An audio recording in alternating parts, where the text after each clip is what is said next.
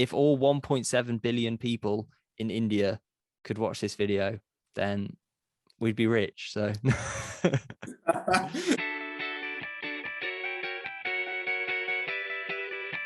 hello and welcome back to the Cricket Nerds podcast.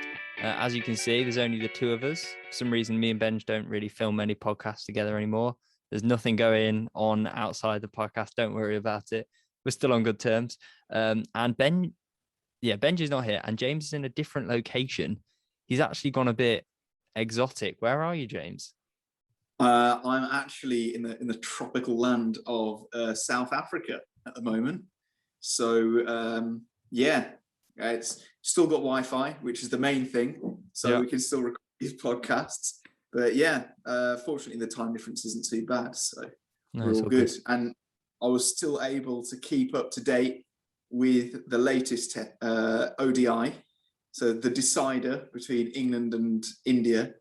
And it was a good one, if you're Indian.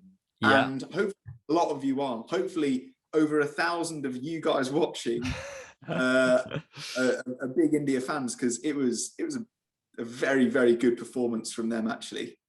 So I think, should we, what do you want to talk about the batsman a bit, like the English batsman? Because we batted first again, we lost the toss again. And not a great start for us, really. No, it's a bit weird, because when England are playing badly in the test matches, it's usually because we're trying to score too slowly. The batsmen are getting too easily pressured by the bowlers.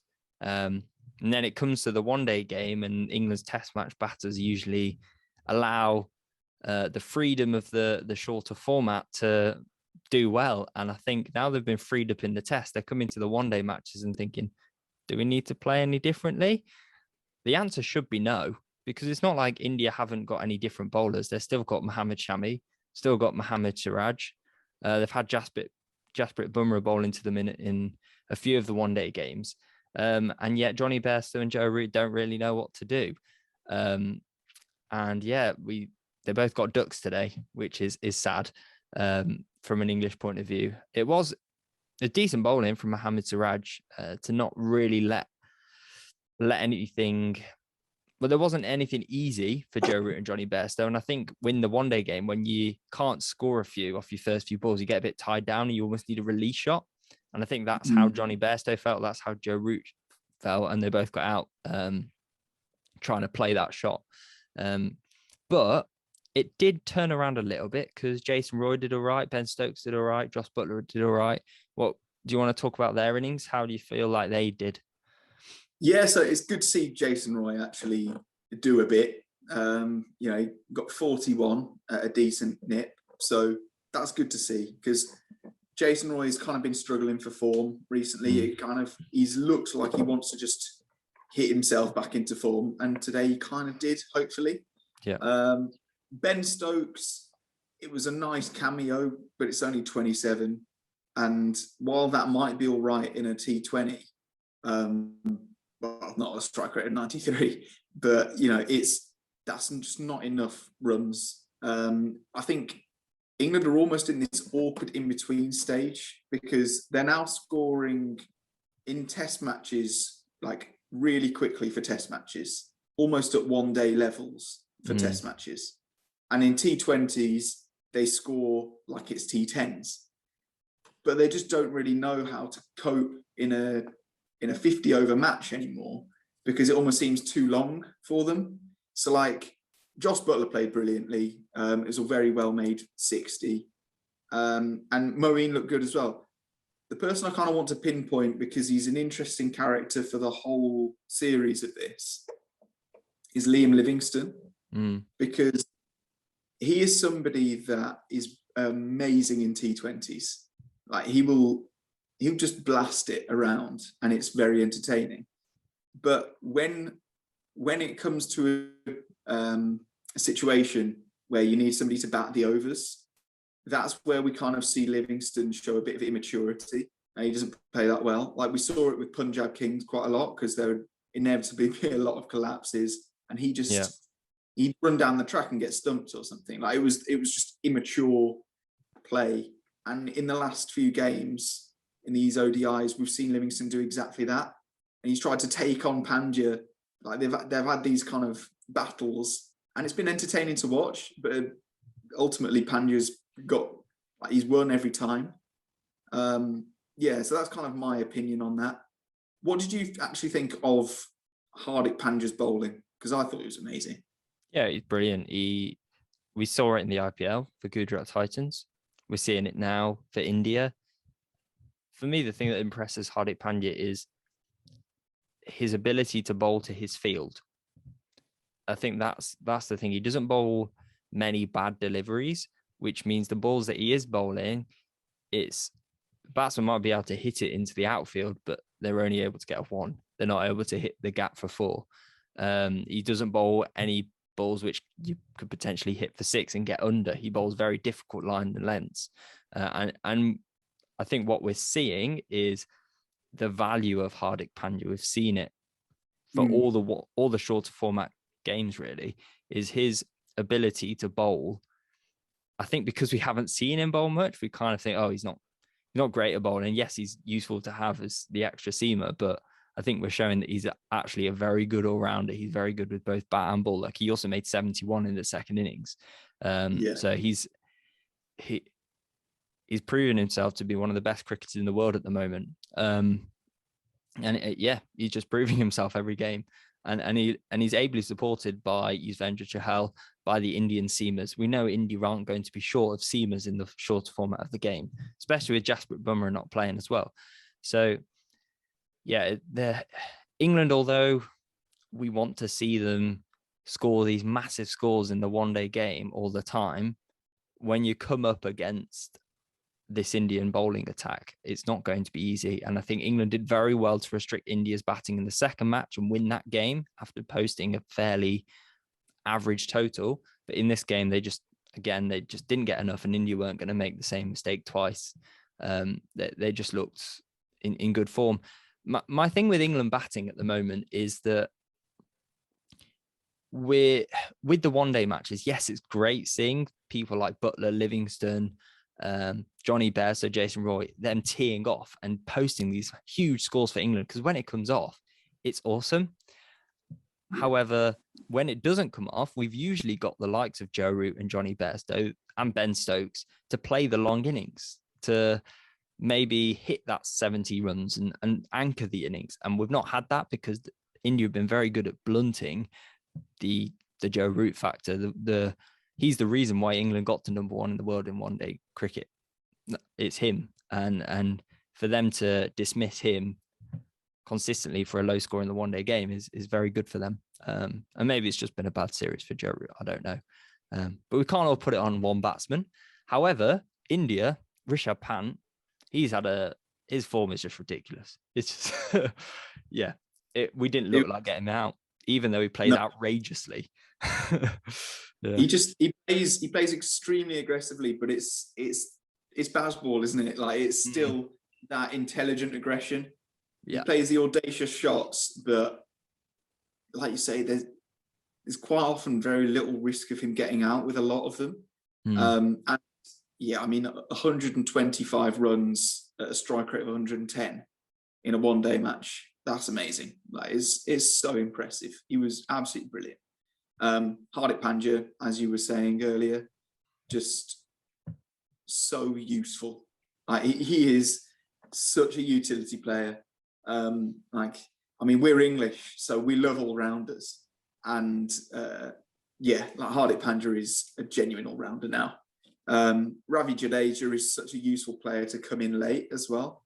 Because I was reading an article that was saying that in pretty much any other country, Ravindra Jadeja would be a genuine all-rounder because he'd be batted at like 4 or 5 and he would bowl all the time.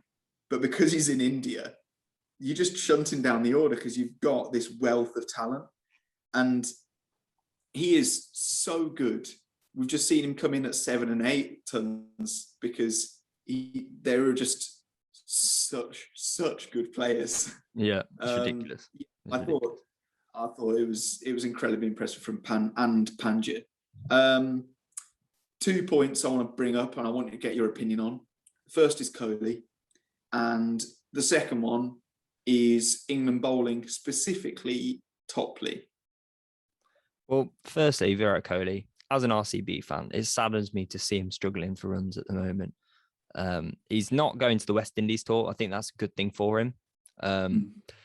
Because when you look at India's batting, you look at Rohit Sharma. Rohit Sharma also has been struggling for runs. It's not just Kohli. You think about Rohit Sharma's IPL, wasn't great. But when you look at him, Shikhar Dhawan and Virat Kohli at the top 3, when you think about, I don't know, the last 4 or 5 years of cricket, you think that's arguably one of the best top 3s in the world, if not the best top 3 in the world to have at your disposal. But what we're seeing, maybe not today with Surya Kumar Yadav, but over the whole of the last one-day series and 2020 series, Rishabh Pant, Yadav and Hardik Pandya, the young ones, have been the ones impressing and scoring all the runs. And when you add those to the likes of Dhawan, Kohli and Sharma, it's ridiculous. However, Virat Kohli is standing out as the weak link, which is incredible to say. It's like, it's ridiculous because he should be the one, like Joe Root, I guess, anchoring the innings. And with Kohli in form, India are on another level to what they already currently are. So I think having that West Indies tour out will be really useful for him. Now, in terms of England's bowling, you said Reece Topley, very good again, 3 for 35 off 7 overs. He dismissed the top 3 in style. It looked like he could do another Lords. It looked like at one stage India were in a lot of trouble before Pant and Hardik Pandya were at the crease together. So yeah, he's just so consistent. I knew he was good. I knew he was reliable, but he's almost, when we're lacking so many players, so many bowlers through injury, for him to come in and look world class as he has, I'm surprised by it really, because it's these injuries have given the opportunity to the likes of Bryden Cast, Craig Overton, and Reece Topley. And Reece Topley looks like, when England have their full strength team, I'd put him in there, get him in the squad, just for his mullet, really. Like that enough is warrants him a place. So yeah. Strong. But what are your thoughts on England's performance based on the fact they don't have their injuries? Can we keep using that as an excuse? Because in the 2019 World Cup, England left out David Willey for Jofra Archer. Do you think Jofra Archer's addition would make, and this is Jofra Archer bowling 90 mile per hour consistently, accurately at his best, do you think that would have made the difference in this series? Potentially. I think potentially, because if we think about who the really potent bowlers were this series, it was Jasprit Bumrah and Mo Shami, Hardik Pandya and Reece Topley. David Willey had a couple of good games, but I was chatting about this a little bit, and I was saying that David Willey is somebody that when he has a good game, he's like, oh, he's had a good game there. He's played well, he's useful. But when he has a bad game, he's an absolute stinker. But I just don't think David Willey's ceiling is that high. I don't really think he can reach the heights of someone like Archer, for example. And Archer is somebody that can be that point of difference. And I'm kind of worried because for the past couple of years while he's been injured, every single England fan has been like, well, if we had Jofra Archer, we'd be fine. Yeah. But we might be hyping this guy up too much, because who knows what kind of bowler he'll be when he gets back. Like, will he still be able to bowl 90 miles an hour? Will he be able to do it accurately? But I think, just we are missing some very key players in our bowling attack specifically, because someone that's absolutely amazing, I reckon, would be brilliant in these kind of conditions is Chris Wokes. And we haven't been able to have him either. Like, he's shown that he's amazing in the one day game. And yeah, I think we're just potentially lacking that point of difference a little bit. I don't like Craig Overton playing one-day matches. Personally, he doesn't do it for me. I'm not excited by him. I understand the idea that we want batting depth because that's always kind of been our mantra since Morgan came in. But I'm not convinced by him at all. I don't think he's a good enough, and I don't think he's a good enough bowler. Well, I think the plan was for. I think usually we'd have Adil Rashid playing instead of Craig Overton, and England sent Matt Parkinson away, and I think because he's not good enough at the moment, he's not effective enough to take those wickets through the middle overs that we're so used to seeing Adil Rashid doing. It's not that Parkinson can't get to that level, but he might be another one of those. His ceiling isn't as high. I don't know yet. He's a brilliant bowler. We've seen it, especially for also only like mid-20s now. Yeah, he's very young. So, he's got time. Yeah, like Rashid is what, 31, 32 now? Older than that, probably. Yeah. He's even older. So Parkinson could have another, 8 years until he actually hones his craft completely. Yeah. And then he could be brilliant. But yeah, you're right. At the moment, he's a little bit sort of a bit too slow, a bit too one-dimensional, potentially. Also, England haven't played that much one-day cricket. We're in that road to the 2019 World Cup. England played lots of one-day cricket. We saw the same team getting put out every time. The same team just winning games from nowhere, really, because they had the players to do it. Morgan was captain as well. Not that Morgan should still be captain because his form as a batsman isn't great. But yeah, I think there's definitely going to be a change. This Matthew Mott's now the coach. There's definitely going to be this transition, and England have these new exciting one-day players. I'm not denying that. I just think it's going to take a bit of time before we're seeing them get to those standards that England have shown over the last however many years in one-day cricket. And we've come up against a very good Indian team who are always going to be challenging. And India have played well. They have, and they deserve to win both the 2020 series and the one-day series. And they realistically deserve to win the Test series, just not the latest Test match. Yeah. they deserve to win that. They've been genuinely amazing, and it's been a brilliant touring series from India. Definitely, yeah. Very, very entertaining and such high quality cricket, which is it's what you expect, but it's still enjoyable when it happens. Yes. Yeah. Brilliant. Well, thank you so much for watching. It's been a pleasure. We hope that you have enjoyed as well, and that you'll hit the like button and that you will subscribe. Please subscribe, because we want to get to 350 or more. And given that India have won the series, we should get lots of views, lots of subscribers. That's the plan. But yes, and make sure that you follow us on social media. We are at Cricket Nerds Pod. Please listen to us on Spotify and, well, what else is there? Spotify, Anchor FM, podcasting things. Listen to us there.